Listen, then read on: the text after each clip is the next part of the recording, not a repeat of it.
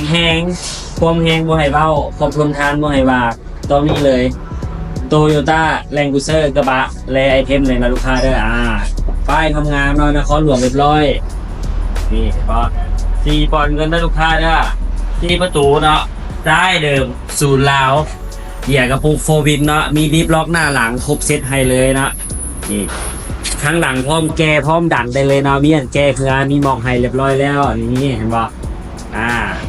เดี๋ยวเบิ่งภายในกันนะภายในเนาะออกโทนมืดๆหน่อยนึงเนาะโทนสีเทาๆนี่เห็นป่ะนั่งก็ค่อนข้างสบายเลยลูกค้าเดินทางสะดวกสบายเนาะภายเป็นไซแลนกูเซอร์น่าจะเข้าใจกันอยู่แล้วเรื่องลุยเรื่องความแหงบ่ให้ว่าเลยมาเบิ่งข้างหน้ากัน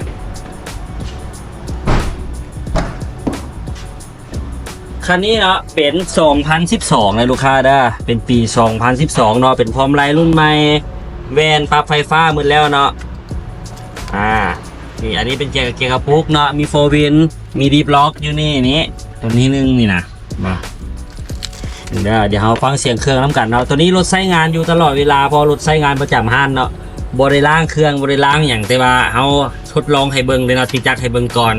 ถ้ามีลูกค้ามาซื้อมาเอาเนาะเขาล่างงามๆไว้ให้อันนี้บ่มีปัญหาฟังเสียงเครื่องน้ำกันได้นี่พกสูบเรียงเนาะเครื่อง 4,200 cc จากกระทรวงลาวนี่เท่าไหร่มันดิ่งเลย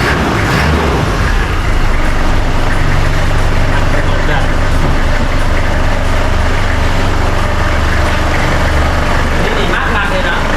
มันมีอันนี้มันดูดีเว้ยมีการดูใจอยู่เดิมนะเครื่องพกสูบเรียงดูค่าจาก 4,200 cc จากกระทรวงเนาะ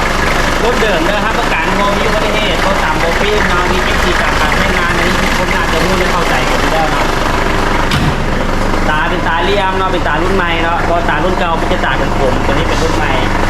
บินหน้านี่ให้พร้อมแล้วถือว่าเป็นข้อมือได้เลยเนาะมีสโนว์เกิลตัวนี้เนาะกันน้ำเย็นลุยได้สะดวกสบายเลยเดี๋ยวเขาก็ดูในกรอนเนาะตัวนี้เนาะได้ล้อแม็กแต่งพร้อมอย่างใหม่ๆได้ลูกค้าได้อย่างเบิกใหม่ล้อแม็กสวยๆเลยมาสำหรับท่านใดที่สนใจเนาะลองติดต่อสอบถามหรือลองเข้ามาขับมาขี่ลองได้ทางเขาให้ทั้งโซดพอนเทิร์นได้เบิร์ดเนาะ